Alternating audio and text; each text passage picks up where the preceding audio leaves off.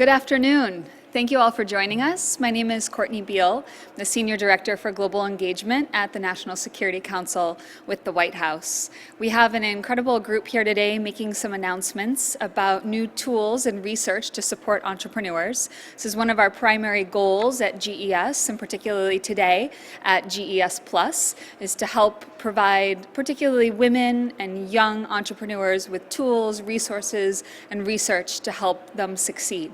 So today we are lucky to have several people with us. First, we'll hear from Donna Harris, the co-founder of 1776, and Chris Turner, the head of government affairs at Dell.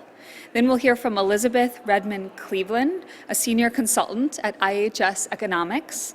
And last, from Xavier Helgeson, the CEO and co-founder at Off Grid Electric. After each of them make their announcements, then we'll have all of them available for any questions that you may have. We'll start by welcoming up Donna and Chris.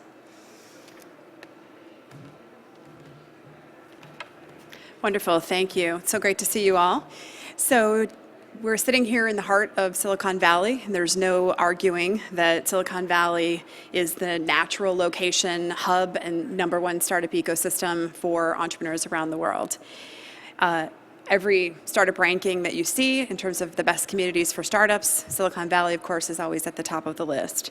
But as we've seen in the wake of the global recession, with unemployment numbers being stagnant and jobs being needed all around the world, cities and countries across the planet over the last 5 years have been investing heavily in building their startup ecosystems.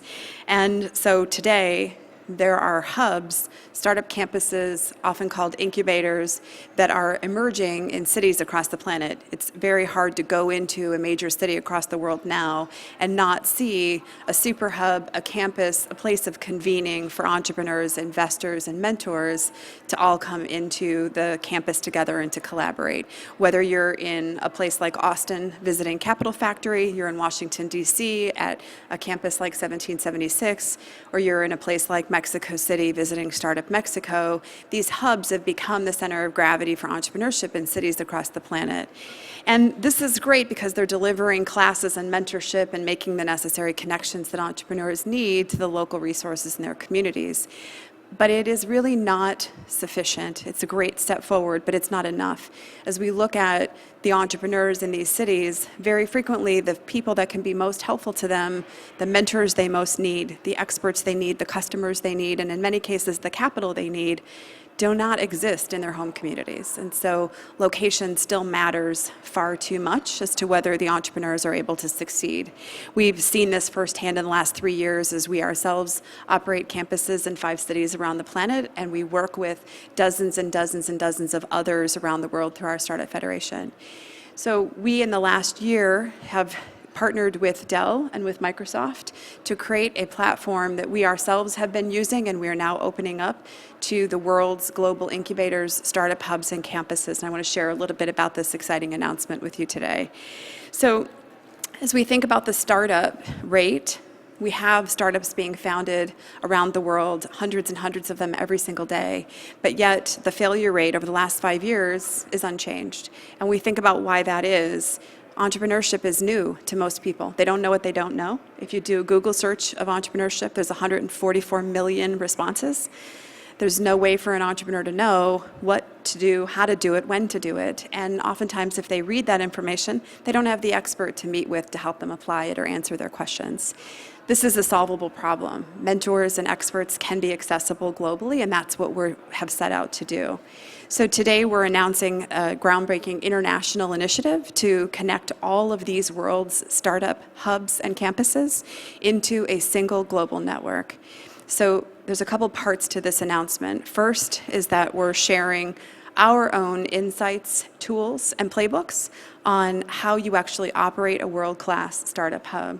We operate campuses in San Francisco and Washington, D.C., and Virginia, and now also New York City and Dubai.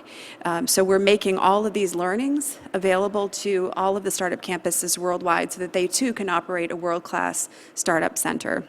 We have also worked with our existing partners to get their commitment to do the same. And so high caliber programs, Capital Factory being the first in Austin, Texas, has also agreed to share their playbooks, their programming, all of the recipes and ingredients necessary to run a high caliber campus. Second, the second part of this announcement is that every single one of the thousands of startups that we work with and that these startup hubs around the world work with now will have access to a platform called Union. This platform enables all of the startup hubs around the world to share mentors, to share investor contacts, to share customer connections, channel connections, and also to share a curriculum that allows the entrepreneur to know what to do, when to do, and how to do it. The curriculum is being curated by the leading startup hubs around the world. So again, people like Josh Baer, who leads Capital Factory, our team, and others who are the world's experts in helping startups to get going, to scale, and to be successful, will be providing their insights globally through this startup platform. So startups will be able to access all the content that they need, the classes they need, the programming that they need, both physically in their home facility, so they get the in-person connections they need at home, and globally, so that they get the best of what the world has to offer. And so Union is the name of this platform. Union and all of the playbooks and insights will be available to every one of our current Startup Federation members. Today, we have over 30 campuses in places as far-ranging as Washington, D.C., Chicago, Dallas, Austin, as well as Nairobi, Moscow, and communities all around the planet.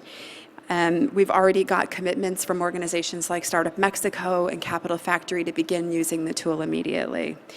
We also have an additional 60 hubs around the world that have asked to be part of this network.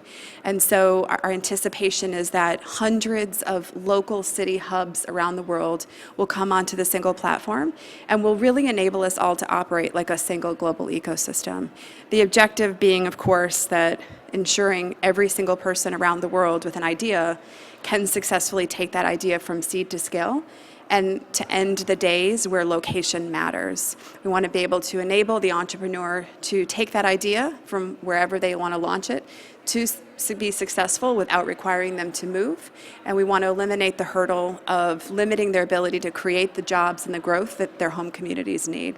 So we're excited to have partnered with Dell on this initiative. We share the common vision around the UN Millennial Development Goals and the importance of entrepreneurship and job creation. And we're thrilled to not only partner with Dell on creating this platform, but also in making the call to action to mentors, startup hubs, corporations, and entrepreneurs around the world. Anybody who wants to participate in helping startups now has a single point of entry to do that worldwide. So I want to invite Chris up to share a little bit of Dell's perspective on this very important global program. Thank you, Donna, and good afternoon, everyone. Again, my name is Chris Turner. I run government affairs for the Americas for Dell, and you're probably wondering why the government affairs guy is standing here on the podium doing this announcement, right? It's very particularly because Dell believes, as does 1776, that the next wave of innovation targets complex issues that exist in a regulated environment, complex issues where there are deeply seated existing incumbent interests, and complex issues where you have to have government's assistance and help to actually solve the problems. So because of that, Dell has tasked me with interacting with 1776 on this effort, and I will specifically be leading our efforts to get mentors on board, but not just mentors from the entrepreneurial space, not just mentors from corporate America, but actually getting mentors from governments, federal government, state government, local government, governments around the globe to engage on the platform, to hold office hours on the platform, and to also help mentor entrepreneurs. We think this will accelerate the entrepreneurs that are focused on regulated industries and are focused on disrupting very complex problems by starting early with government. So that's Dell's specific interest in this. That's the specific reason why I'm on stage, and am very happy to partner with 1776. We found out very early on that not only did we share a unique vision, but that 1776 was the only group that could actually pull this off. So we went all in very early. Thanks.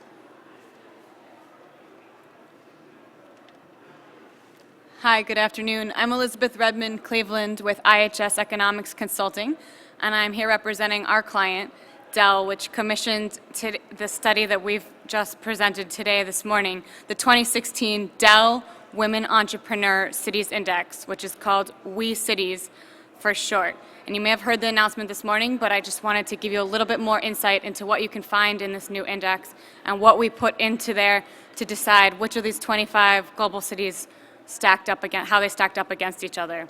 So what the study does is it compares 25 leading global cities, largely chosen because of their economic performance and geographic diversity, and helps look at how they compare against each other in their ability to attract and support high potential women entrepreneurs. What we mean by high potential women entrepreneurs is that we're not just talking about the mom and pop shops or the women that are trying to start a business, but rather the women who are now in the phase of scaling a business, that have the potential to become the next Uber or Airbnb, a real scalable business that creates jobs in their communities. So specifically, what's interesting about these findings and the study that we've done?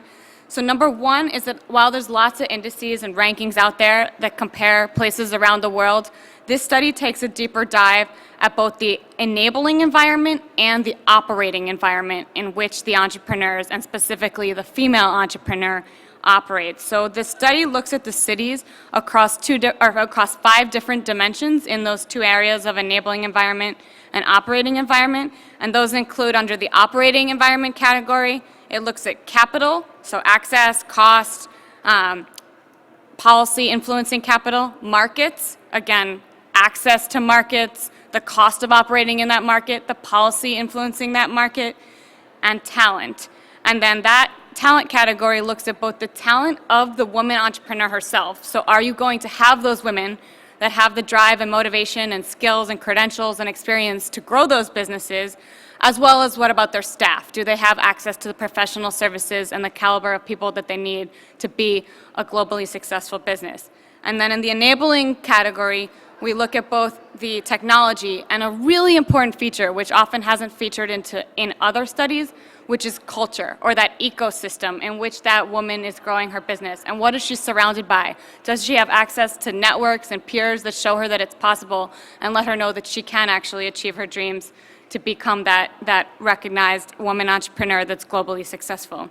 Secondly, this study really takes a deeper dive in looking at where a lot of the economy is growing these days, which is the cities, the urban centers.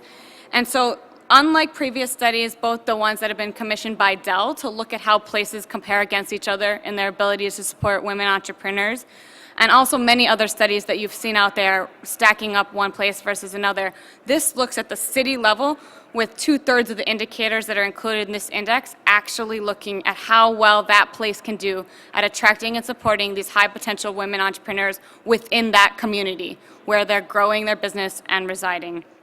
And that also enables us to look at the networks, the mentors, and the other enablers that are so important to women entrepreneurs, because those are happening at the city level rather than the broader country level. So what are the findings? You're probably all waiting. So what did you find out that's interesting? Number one, which I think is really interesting to mention in the context of this conversation today about looking at global cities that are well known for entrepreneurs, is that actually New York performs best on this list of 25, topping out the Bay Area. So while the Bay Area is absolutely a top performer, it does rank second. When you take that gender lens and look at more of these women-focused indicators, New York actually outperforms all the rest. A second key feature is that while you think about what are some of the global hubs for entrepreneurs and for starting a business in general, you may not think of some of the top 10 cities that come out on this list. And a few of the ones to watch include Toronto, Sydney, and Paris. Not all always recognized for being the best hub in the world for an entrepreneur, but in this case really demonstrating their credentials and their ability to support those high potential women entrepreneurs. And then lastly, I think something very interesting about this, that something we can all take home to whatever organizations or cities we live in, is that out of the possible score of 100, the top performing city, which in this case is New York, only got a rank of 59, which means across all those dimensions, there's still a lot of room to improve. Now, while cities don't all expect to be top performers at 100 out of 100 on all of those things, because cities play to their natural advantages and compete on strengths that they've already demonstrated success within, we don't expect them to be perfect across all, but we would see a large area of improvement across all of those dimensions for cities to be scoring much higher than 59 if they were really doing their best to support and attract those high potential women entrepreneurs. So what Dell and IHS and the others that have been involved in supporting this study really hope it's sort of a next step and how the results of this can be used is that people go back to their local cities and organizations and think about what policies can be done and implemented to support women entrepreneurs, whether those be in the corporate context, supplier diversity programs, or paid paternal or parental leave policies, or procurement goals that give a priority to women entrepreneurs in accessing business opportunities. We need to do a lot more to now allow women entrepreneurs to know how to access capital, so where they can go to find it, how to pitch themselves, how to pitch in a variety of different contexts, and what they should be doing to seek funding and gaining that funding time and time again. And then lastly, just doing the research for the study shows you how limited the gender data is that's out there. And so something we could be doing more regularly to track success in our performance over time is collecting more information and data and on a gendered basis. So if we're looking at access to capital or we're looking at use of cell phones, whatever it is, we should be comparing women versus men so that we can see that we're actually achieving equity in all of these areas. So we hope that all of you will take this study back to any outlets that you have for communicating the results and use it to influence the policies, the education for women and all people in society, and then to collect the information we need to make the critical next steps to get to that place of gender parity. Thank you.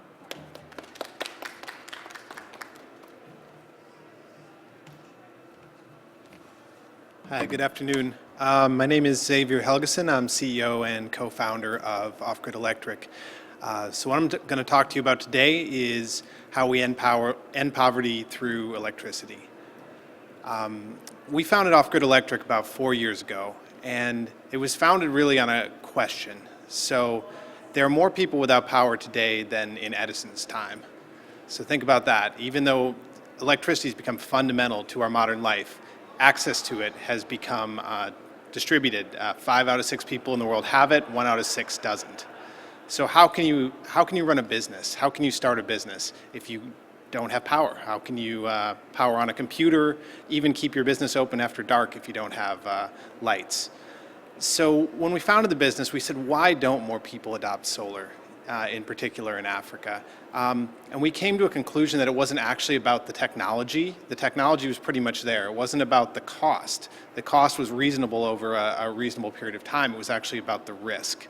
So people were asked to invest hundreds or thousands of dollars on day one for a solar power system. It's not just the panel, it's the battery, it's the wires, it's the lighting, it's the controllers. They have to invest that on day one, and then they have to bet that it's going to keep working.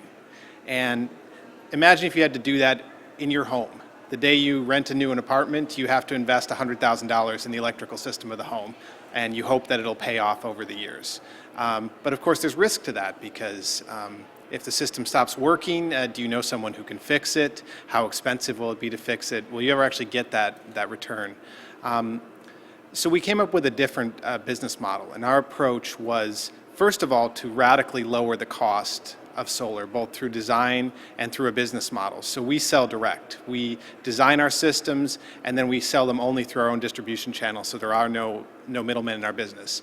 But then we finance every customer.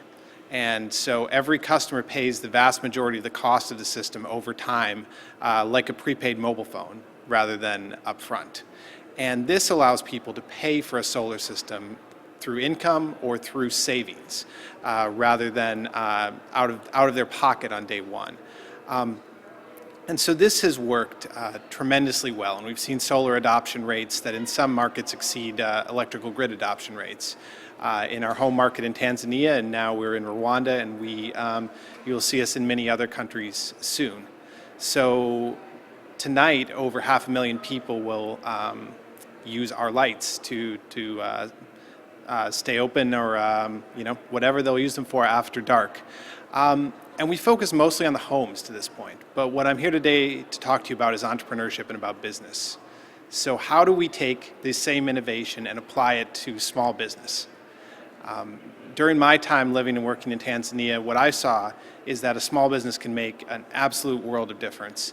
Even a business that can earn $100 a month can be the difference between a family sending their kids to school or not, between them building a home or not. It can really be the difference between subsistence and actually getting ahead. And these businesses are pretty simple. They don't require a crazy innovation. These are barber shops and vegetable stands and sports bars and basic services that people need. But you can't do any of them without power. So what we've done is we've gone out and we've done the homework, we've done the research, we figured out what each of these services costs, we figured out what people will pay for them, and we built business plans. Then we've gone and we built the hardware. So we built the hardware to support these business plans. So if you have a barber shop, how big does your solar panel have to be? How reliable does your clippers have to be? If you have a phone charging business, the phone charging other people's phones alone is a $3 billion a year business in Africa. So just think of that. This is all a way that normal people, small entrepreneurs, can build real wealth. And again, through our unique financing model, they don't have to invest capital up front. They don't have to pitch venture capitalists. They don't have to go to the bank. They just sign up on day one and they pay us almost always out of their revenues. Usually the cost of our solar system is less than 20% of their revenues, and so the other 80% is usually their margin. So this allows them to earn a profit while they're paying off our system, and then of course once they own it, the margins go to 100%, and their energy becomes free. So we're going to be rolling this out across Tanzania. We've already completed a pilot. People love it. They're earning money. And so we're thrilled to announce we'll be rolling it out across Tanzania by the end of this year, Rwanda shortly to follow, and then new countries as fast as we can get it out there after that. And so we expect that this platform will power tens of thousands of entrepreneurs, everything from internet cafes to soda shops to anything we can think of where power can power a business. So thank you very much.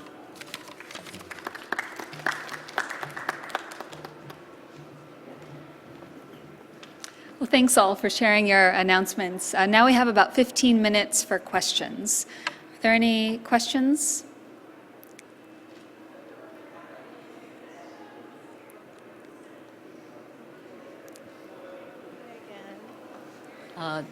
This is for Karen. When you did the study or you came up with your city analysis, was the type of industry at all a factor? Like, for instance, in New York, you have the fashion industry and you have the ad tech industry, which tend to be a little bit more female participants. Sorry, can't see you, so come over here. The industry composition of the economy was not actually an indicator in that index, but I think your hunch is probably right on that economies that have a more diverse portfolio of industries are likely to be a better place to support women entrepreneurs than sectors that are more male-dominated, which we find in some of the largest entrepreneurial economies today.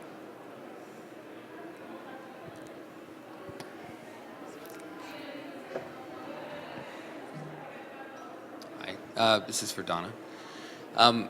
It was interesting. Before moving to the Bay Area, I lived in Chicago for 7 years, and I'm a media entrepreneur. So the thing that I heard from both entrepreneurs and from people in the film industry were, in film, how can we become more like Hollywood? And from entrepreneurs, how can we become more like Silicon Valley? And I think to Elizabeth's point earlier that location, it's impossible to sort of like get away from things that different locations have. So if a location plays to its strengths. So my question is, how agnostic? I'm excited about Union. I want to get my hands on it and like check it out.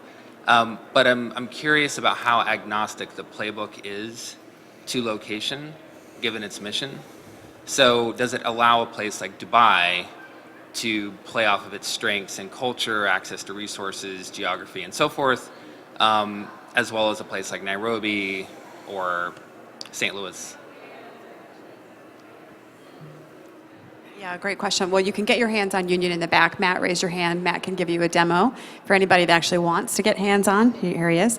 Yeah, so what we have found over the last 3 years, and we've literally visited hundreds and hundreds of cities around the planet, and even before 1776 in my role at Startup America, I was on the road all day, every day, visiting cities. And what I found was when cities all get the idea that startups create jobs, And everywhere I go, I meet entrepreneurs who say, I'd much rather create my company in the city where I'm from. There's a lot of reasons I wouldn't move. I'm a mom, I have kids, I have family, cost of living, whatever, right? So the idea is choice, right? We didn't used to have choice as an entrepreneurs. It was Silicon Valley or nothing. My first company I started, you were crazy if you didn't do it in the Valley. Now the Valley is a choice, it's not the choice. And so when we think about the cities, what happens is these hubs have gotten launched because everybody says the thing that makes Silicon Valley unique is density. You can't go to a Starbucks without stumbling over 42 investors and 85 entrepreneurs. So it's so dense. But if you live in a city like Chicago or Dallas or Austin or Nairobi, the entrepreneurship community is not as dense because there's just not as much quantity per capita. So the way cities are solving that is they're creating hubs. And the hubs, it's very easy for them to look at it and say, it's real estate. Well, we just need a place. If we had a place, people could come together. And what we're finding is that once that place gets launched and the entrepreneurs get over the initial honeymoon period of being in the place, programming matters, right? What are the events? What are we teaching them? Are we just handing them the book Lean Startup and saying good luck with that? We're finding that that's not sufficient because people get Lean Startup, but they don't know how to apply it because they've never been entrepreneurs before. So there are definitely commonalities in the playbook around things like what metrics should you be collecting to measure whether you're actually moving the needle? How do events actually help you drive outcomes, right? Everybody's doing events, but why are we doing events? What's the point of them? So it helps, it's giving the hubs guidance on once you get the real estate, what do you do with the real estate? What are the ideas that other hubs around the world have already implemented? So you don't have to spend 5 years figuring it out and experimenting. You can leapfrog all of that by just saying, well, here's how we did it at 1776. Here's how Capital Factory has done it for the last 6 years. Here's how 1871 does it in Chicago, right? We're already sharing those things informally when we know who to ask. We're just making that much more accessible and much more visible in public. But every single city is different. So the playbook isn't mandatory. There's no part of it that says you must do every single thing in here. You can look at it and go, none of this makes sense to us. But it is making what is already happening much more transparent and visible. And it's sort of bringing the open source movement into startup community building into the same way that it's come into the software market. If I can just ask for people who ask questions, if you could state your name and if you're with an outlet.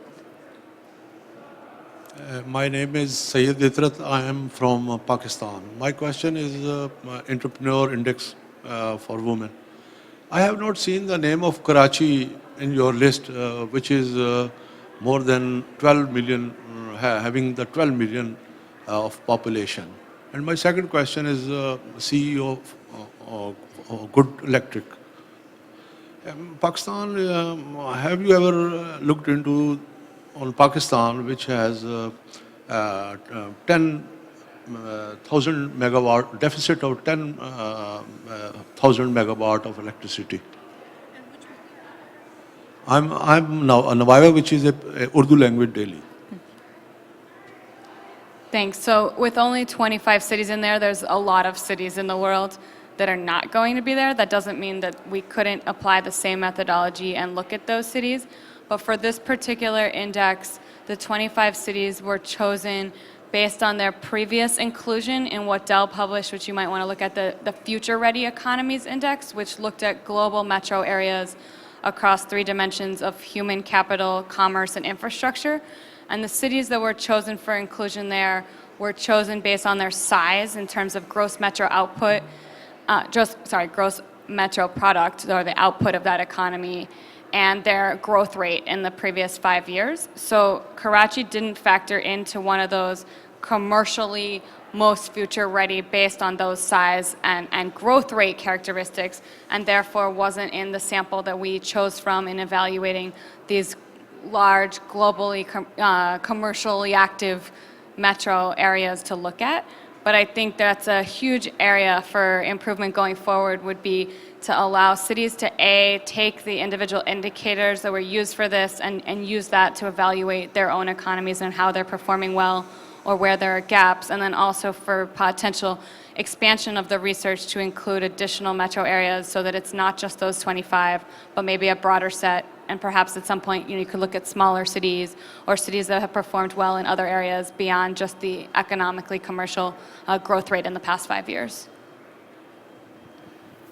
And I'll just say briefly, I focused my talk on Africa because that's certainly where all of our energy will be focused as a company for the next 2 or 3 years. But you're right, Pakistan has a huge off-grid population, also has a lot of power outages, many of the problems, so does India for that matter. So those are two really interesting markets for us, and we'll probably find partners in those markets to help us deploy because they're, of course, very different than East Africa that we know well. I'm sorry. It's okay. Jean Gray, AmericanEntrepreneurship.com for Donna. So in a particular state, there's often meetups or economic development authorities that champion entrepreneurship in different locales.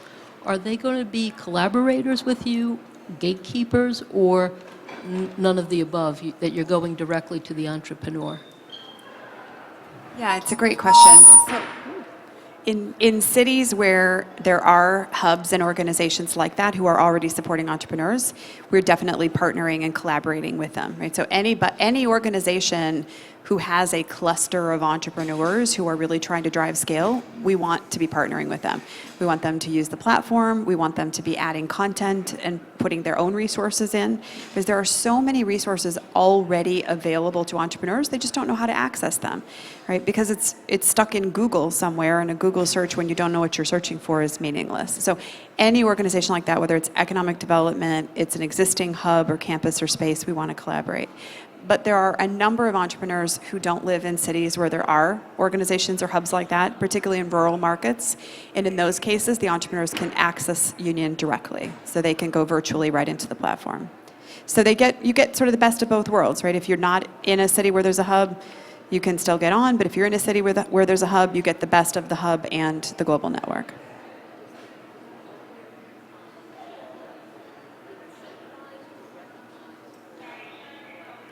Yeah, so the question was whether the local champion gets incentivized or recognized. Definitely. So if you're a member of Capital Factory in Austin, and you're engaging in Union, you're getting your messaging and emails and confirmation from Capital Factory. You're still in. That's who you're engaging with. That's who your point of contact is. What this provides is just a shared infrastructure. So instead of saying only the Austin entrepreneurs get access to the Austin mentors, and only the DC entrepreneurs get access to the DC mentors, we're enabling the entrepreneurs to access everything, and the mentors to opt into mentoring startups in any affiliation. So they can say, I live in Austin, so I want to mentor in Austin, but maybe I'm traveling to Washington, D.C. next week. Let me go meet with some startups while I'm there, or let me set some office hours up every month to do virtual office hours for people who don't live in Austin, but might be in an industry I'm interested in, or have a university affiliation because we went to the same school, or I want to mentor women entrepreneurs. We allow them to sort of set their own preferences. But the idea is getting everything up out of city silos and enabling people to share, so then you can make the choice of what are the resources I need for my startup and how do I access them either physically or virtually.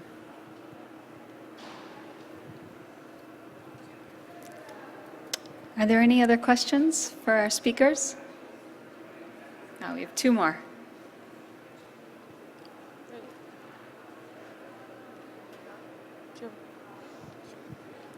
Malachi from Trep Life.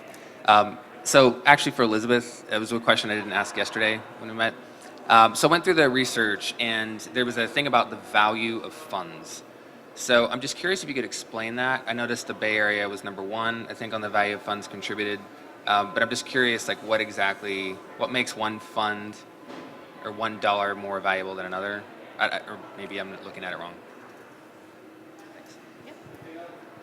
I think what you're referring to is there's an indicator in there that's about the value and frequency of funding to women or businesses that were owned by at least 25% female executives. And so the way that was done was we used TechCrunch data, which has globally available information on the rounds and the level of funding that went to entrepreneurs, and then scrape that using an API and website scraping to look at the percentage. So we did a number of things, but to clarify, this question about the value and frequency is different than the gender proportion.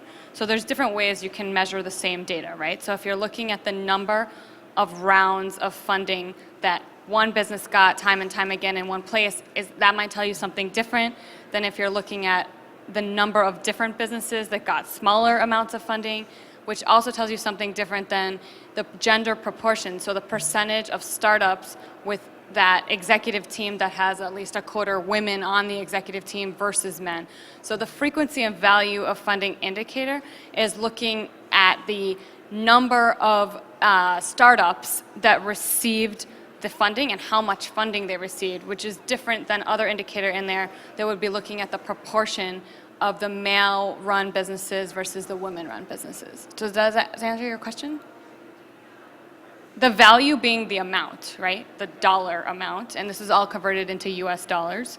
So the dollar amount and then the frequency, so the number of rounds as well as the amount of money that went into businesses with a quarter of the executives with a female in place. Yeah, so we're looking at women-owned, or the quarter of the leadership team being female executives, and that was actually carefully refined. So that wasn't just a woman who was on the team in general, but was actually in decision-making authority based on her title, and then checking that against a lot of the companies that were there to make sure she was sort of driving the business decisions going forward. Sorting that to look at how many rounds of funding that company had received, so second round funding or higher with a woman executive, as well as the total amount of money that had gone to startups with this female leadership in place.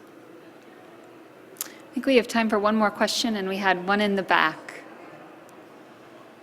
Thank you. My question is for the gentleman. Are you working with a French-speaking country? Because I heard you say things about Tanzania. Do you work with French-speaking country? Because this is one of the issues French-speaking country used to have, because everything comes from America is in English. And sometimes they're like, oh, I don't speak English. I really like to. I really want to learn. But, if I have a suggestion for you guys is to try to work with a French-speaking country to involve also the African diaspora in America who can help you, do those kind of jobs. Yeah, thank you. Short answer there is we. We are going to French-speaking West Africa. At least on paper, it's a bigger off-grid market than East Africa, and there's a few regulatory challenges and other things where the West African countries aren't quite as advanced. In particular, there's still import tariffs and value-added tax added to solar items where they're exempted in most East African countries, which just makes everything a bit more expensive. But we have partnered up with EDF, which is the state French utility, a huge electrical company, one of the biggest in the world, and so we're looking together on what we can do. Great. Well, thank you all for joining us today, and please help me thank our speakers for coming and making announcements and answering your questions.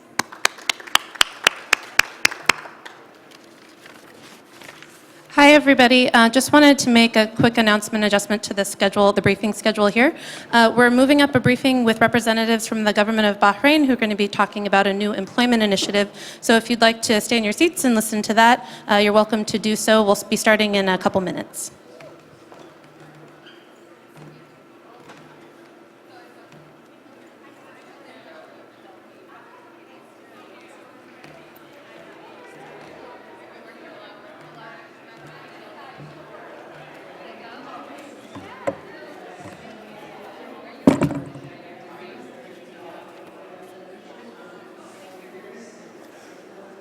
وأهم شيء الصورة ها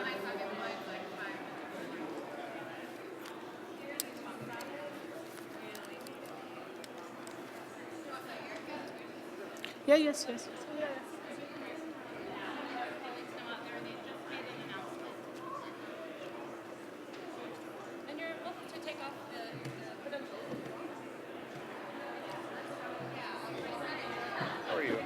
I'm fine. How are you? I will be very quick. I have talent.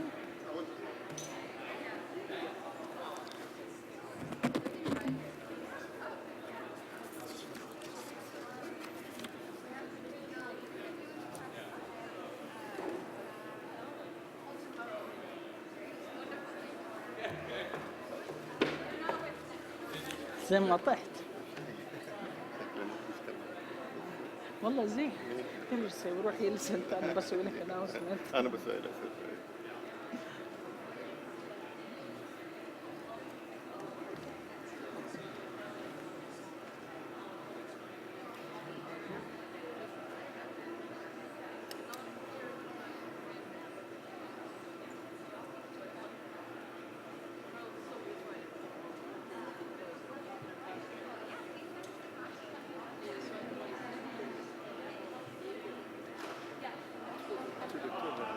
For the announcement, let's focus maybe on a couple of projects best: the training and wage support, and the new I will enterprise deliver support for my grants. speech.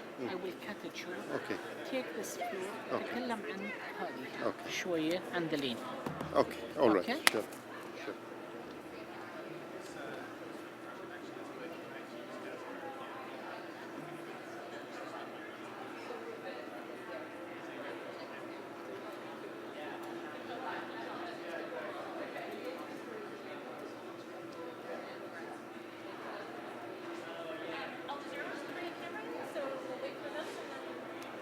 Okay. راحت علينا.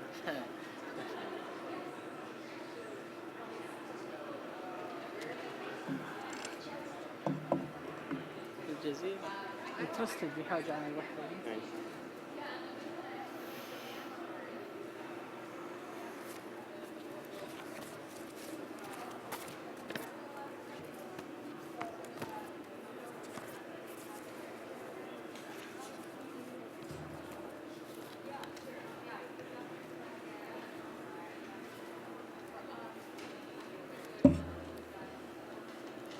تصدق ان الليتين هذولين يشقون عيني توقف هنا ما تقدر ترفع راسك. Very bright. Yeah, very bright. Four lights in all directions.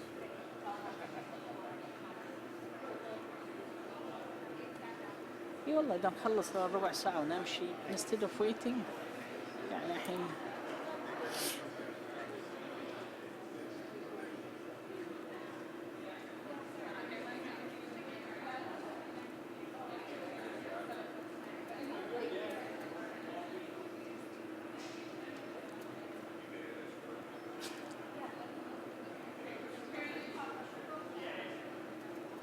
انزل تحت نجلس انا وانت بس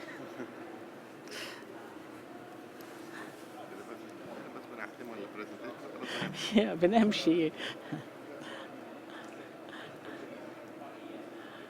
Hi, how are you? Yeah, I think I'll give you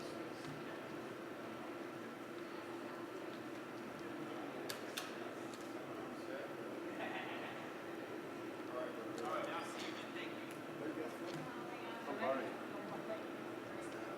The Kingdom of Bahrain, small island in the Arabian Gulf. Conflict of something like 500 million.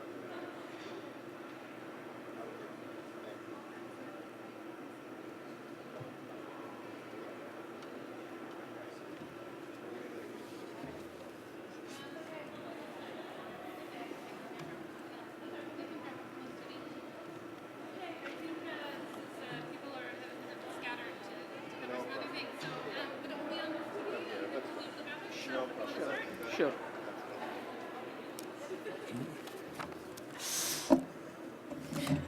Good afternoon, ladies and gentlemen. It gives me a great pleasure to be here today to represent the Kingdom of Bahrain in this esteemed and promising forum. Tamkeen, an Arabic word that means empowering.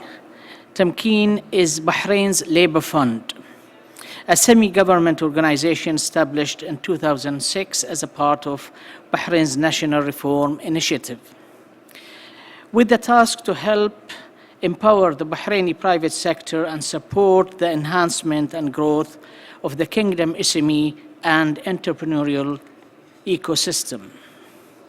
With 90% of the private sector consisting of SMEs and entrepreneurial businesses, Tamkeen came as one of the supporting pillars for the development and sustainability of the kingdom's national economy. Since its inception, Tamkeen has been proactively developing and enacting programs designed to empower Bahraini individuals for both existing and new enterprises, while supporting programs and initiatives aimed to improving the labor and capital productivity of Bahraini businesses. Over the last decade, Tamkeen programs have so far supported more than 100,000 Bahraini individuals and approximately 30,000 businesses to make a difference in the national economy.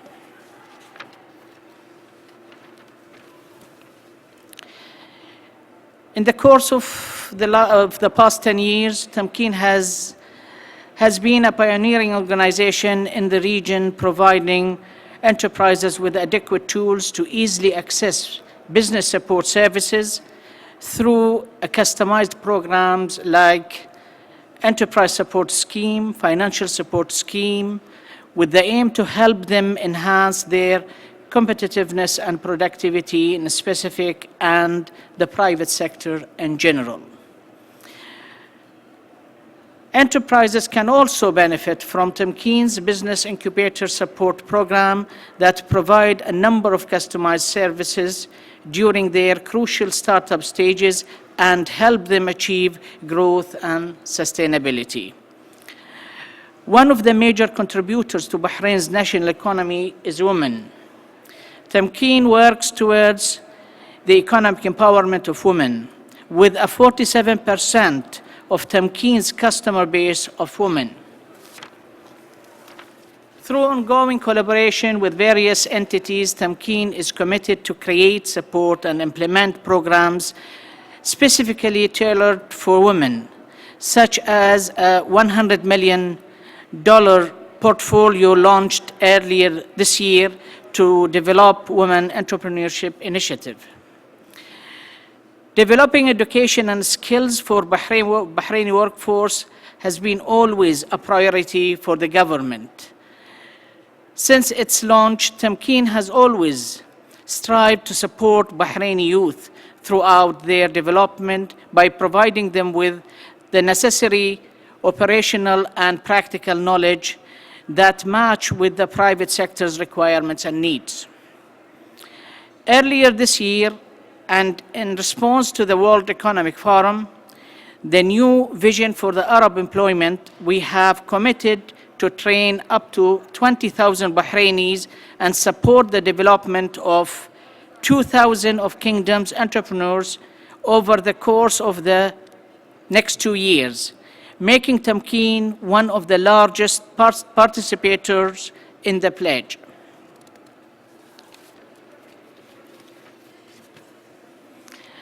At Tamkeen, we recognize the success of our difference makers, individuals and pioneers. In 2014, we launched the Bahraini Award for Entrepreneurship, aiming to celebrate entrepreneurial spirit and aspire innovation across all sectors to highlight the success and outstanding performance of entrepreneurs in the Kingdom of Bahrain. As we continue our effort towards building an experienced and capable local workforce, we aspire to attract more entrepreneurs from across the world to benefit from all the services and facilities Bahrain has to offer as a regional hub for SMEs and entrepreneurship. I wish you all a great and fruitful time in this international forum and continued success for the future. Thank you. I think, Dr. Nasser, you come and talk a little bit about some of the projects, then I think, please go ahead. Thank you. To achieve some of the objectives which were just announced, we are looking to launch a series of initiatives that are specifically designed to support entrepreneurs. Over the past 10 years, Tamkeen has launched 3 sets of different types of initiatives to support businesses and individuals, encompassing grant support and financial support and advisory support. With the grant support, Tamkeen is looking to introduce a specific new grant portfolio that supports entrepreneurs and startups in particular, with the aim of introducing new customized solutions that will enable entrepreneurs to easily access the market and access needed financial resources in order to develop their projects and activities.